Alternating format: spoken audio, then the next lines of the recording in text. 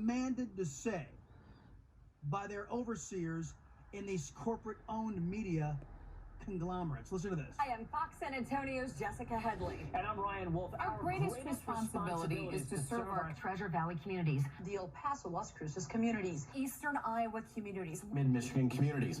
We are extremely proud of the quality, balanced journalism that CBS 4 News produces. This is all a script passed out to all of these stations to deliver the same message. Balanced? You folks don't even have an original idea in your head. Unless your corporate overlords tell you to go do something, you won't do it. By the way, a lot of your corporate folks donating to Democrats are committed Democrat socialists. They run these news operations, these anti-American Democrat socialists. But we are concerned about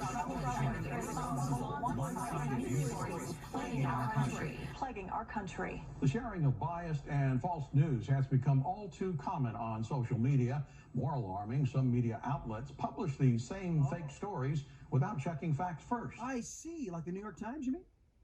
Like the Washington Post? As a matter of fact, during the era of President Trump, the fake news was off the charts. The retractions, of course, were always buried in the last pages of the paper or buried in the newscast. The corrections never led your newscasts, and I will agree with this sentiment. They're all saying they're troubled by one-sided news coverage. You know who gives one-sided news coverage? They do. When was the last debate you saw on any of these stations about the merits of man-made global warming? When was the last debate you saw on any of these so-called news stations from two different perspectives on how to combat the China virus? When was the last debate you saw what our response should be to the communist Chinese because of the plague they've unleashed on purpose onto this globe?